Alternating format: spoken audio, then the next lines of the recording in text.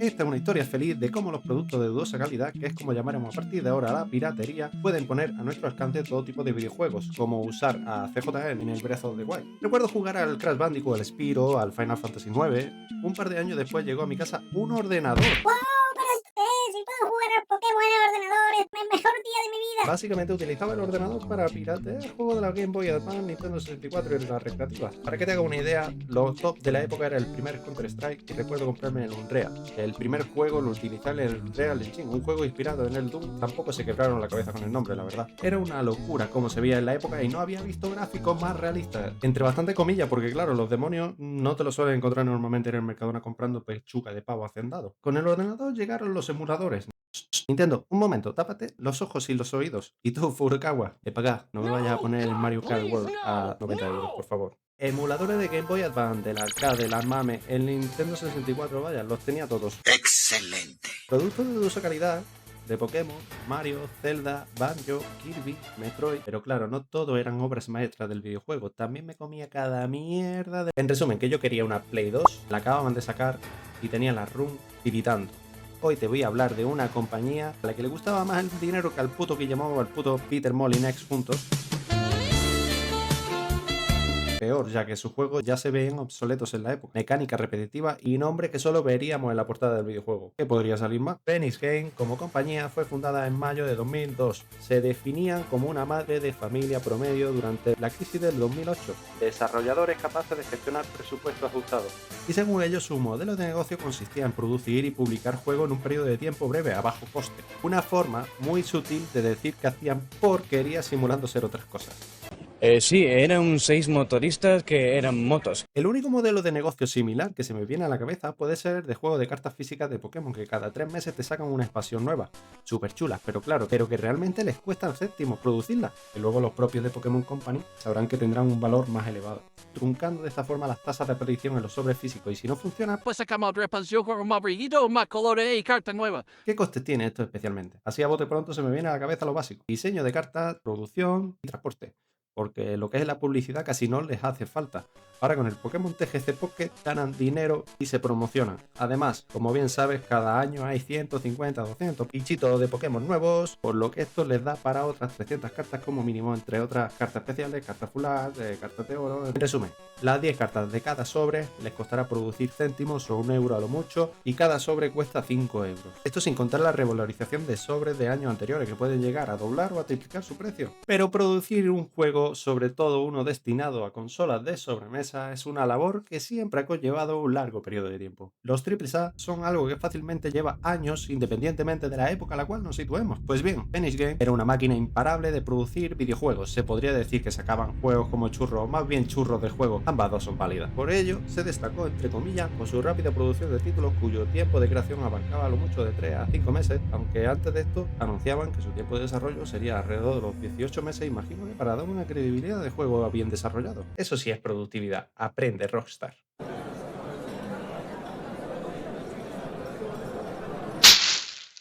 Completa colección de productos premium económicos se hacían llamar.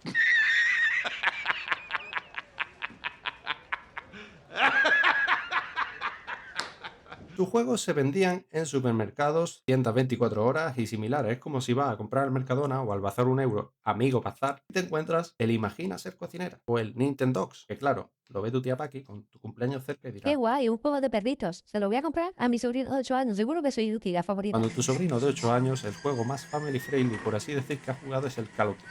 Vender juegos en estos sitios les daba mucha visibilidad y no nos engañemos, estaban ahí por un motivo: engañar a abuelas. ¡Espabila, abuela! Con la estrategia engañabuela y su precio, que rondaba entre los 7 y los 13 euros, consiguieron vender mucho. No escatimaremos en calidad. Está claro que no escatimaron en calidad, eso sí, la de poner nombres reconocidos en la portada se la sabían bastante bien. Porque era su estrategia de marketing: poner Pinocho del Trocho, Blancarrubia, los 7 enanitos y Hércules en el chin. Poner esto en portada estaba claro que funcionaría. De todo lo anterior, por mi gran deducción como detective, con una amplia experiencia, y te lo tienes que creer porque llevo lupa, deduzco algunas mentiras en sus declaraciones. Un producto o servicio premium es aquel que se destaca por su alta calidad, diseño y exclusividad. Suele ser producto enfocado a un mercado selecto o a un público que le dé el valor suficiente como para invertir una cantidad importante de dinero. Y no lo digo yo, lo dice la RAE. A ver, Phoenix Games, dime dónde está lo de alta calidad.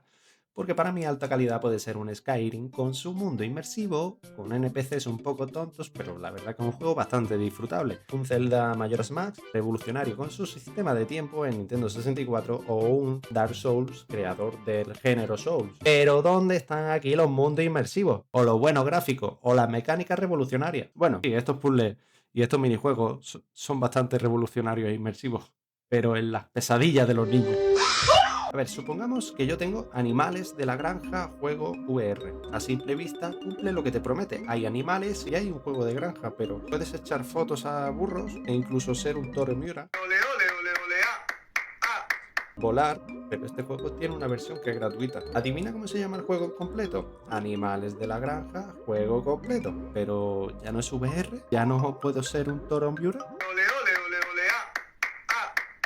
Pues sí, solo que ahora he pagado 5 pavos por ser mi abuelo Manuel en su granja. Pero yo me pregunto, ¿por haber pagado 5 euros esto significa que cubro la necesidad completa de ser un granjero? Pues no, sigo echando fotos, conduciendo un tractor y siendo un toro de Miura, pero 5 euros más pobre. Pues más o menos, Phoenix Game era igual, pero sin animales en la granja, juego VR versión gratuita. Para que me entiendas, juegos malos a un bajo precio, pero claro, si el precio es pagar algo, por mínimo que sea, ya era relativamente elevado. ¿O acaso quieres pagar 5 euros por animales de la granja completo? No, ¿verdad? El primer juego que lanzó Phoenix Game como desarrolladora fue Shoot, lanzado en 2005, pensado especialmente para la PlayStation original, el cual juraría, recuerda que llevo lupa, que es un plagio del Duke Nukem, no sé, llámame loco. Pero ahora viene la estrategia secreta de Phoenix Game. Al iniciarlo encontramos el logo de la compañía y varias palabras en pantalla: Ace Rescue, Ace y F-22, G-Squad, War Drones, Space Rebellion y Wild West. Por lo que vuelvo a deducir, y esta vez tengo 2 lupas, este Shoot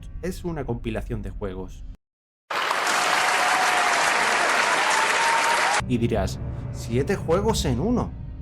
Te lanzo la siguiente pregunta. ¿Cantidad es igual a calidad? Pues pregúntale a los de Phoenix Game. Wild West es un juego resultón, pillado un poco por pinzas, aunque ya de base es una copia de cualquier juego de las típicas recreativas que tenía una pistola para apuntar en la pantalla, pero con mando. Para los que ya estén adentrados en los 30 años, recordaréis los juegos o demos de PC que regalaban en los cereales. Pues me recuerda bastante al Lucky Luke de los Kellogg's, pero en versión mal. Y este era un juego que venía en cereales. Wild West previamente había sido lanzado en 2004 para la PlayStation 1 como juego independiente y bajo el nombre de Guante. Y como no, un poco de chapa y pintura se volvió a lanzar en 2007 bajo el nombre de Dead Aging. En Dead Aging volvemos a controlar a un pistolero, intuyo que se llamaría Dead Aging, y tenemos que hacer básicamente lo mismo, pero literal, porque los niveles eran los mismos, pero pasados por el Paint and Spray del GTA, el que sea. Estas mecánicas de los 80 estarían de moda, me imagino, porque lo volvieron a aprovechar absolutamente todo en Sniper Assault, donde llevamos a un señor que me imagino que se llamará Sniper Assault. Bueno, vamos a ver el Space Rebellion.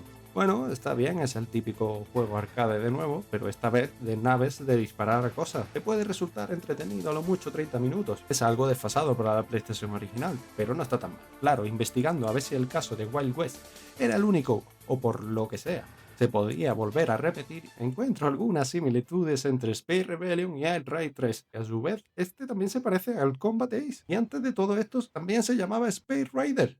Vaya mejunje de nombres. Creo que no se curraban ni eso. Pues la historia se está poniendo turbia. Ahora yo entiendo eso de tardar de 3 a 5 meses en hacer un juego, y no solo lo entiendo, sino que me parece hasta mucho. Volviendo al ejemplo del Pokémon TGC, los tiempos pueden ser reducidos sin afectar a la calidad del producto final, o al menos no en su totalidad. En los videojuegos la cosa es bastante distinta. Reducir tiempos y costes tiene un precio: la calidad del producto. Incluso en Shop Collective, que lanza cientos de juegos y su empresa funciona por un sistema de suscripción, los compradores son conscientes de esto y ya saben que cuando lanzan un juego son más que juegos, pequeñas demos, experiencias jugables de pocos minutos. En este caso, Phoenix Game decidió lanzar juegos completos y así poder venderlos a un precio que les dejaría la suficiente ganancia, y para lograrlo tenían 3 ases en la manga, las 3 R's: reutilizar, recolorear y robar. Está claro que su objetivo era lanzar muchos juegos seguidos innovando poco, y así todo lo que se pueda aprovechar se aprovecha. Y si un juego vende bien, una manita de pintura, y un juego de aviones de la Segunda Guerra Mundial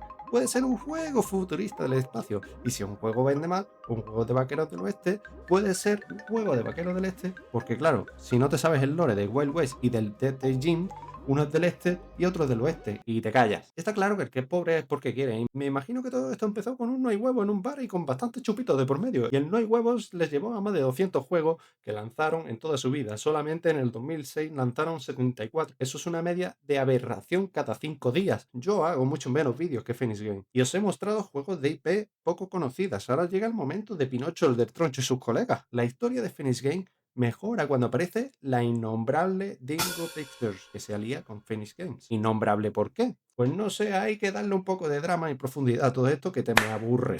La innombrable se alió con Phoenix Games. Dingo Pictures se dedicaba a hacer películas que no estaban inspiradas en Disney. O al menos eso le recomendó que dijera su abogado. Ahí es donde nació la unión perfecta de los Phoenix Games y Dingo Pictures. Juntaron las fuerzas para lograr pulir la fórmula secreta y crear los productos que ni el mismísimo Aníbal Lecter sería capaz de imaginar. No porque fueran juegos de terror ni de horror, sino unos juegos terroríficamente malos. En todos los aspectos que un ser humano como tú y como yo podemos pensar, y no hablo de animales en la granja juego completo, hablo de juegos que pueden ser Hansel y Gretel, Misión Asuntos Sociales o El Rey León de fentanilo hasta las cejas. La Innombrable tenía más de 30 películas animadas dibujadas por una persona con Parkinson, y todas estas estaban destinadas a crear pesadillas a los niños de los principios de los 2000, y con Phoenix Game trabajando con ellos podrían lograr su sueño. Fue a partir de aquí cuando empezaron a sacar juegos como churros de nombres con IPs conocidas, pero eso sí, guardando la distancia en lo que calidad se refiere, al menos la distancia que hay de Guarromán a Wisconsin. Muchas de las 30 películas que hizo Dingo Pictures se lanzaron en juegos de la Play 2, distribuidos por Phoenix Game, quien además de meter la película en el disco, le sumaban un puñado de minijuegos de su cosecha, un par de puzzles, uno de colorear,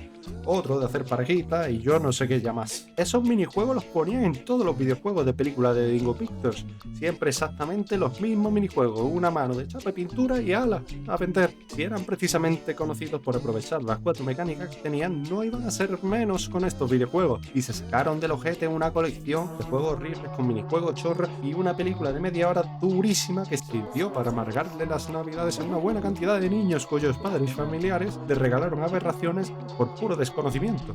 ¿Y qué pasó con estas dos empresas? Pues que cerrar. Tras 10 años y más de 200 juegos, no como la buena de GameSense, que consiguió recaudar millones con el Bad Me To Gone, un juego necesario para la PlayStation 5 que te dejo aquí en pantalla.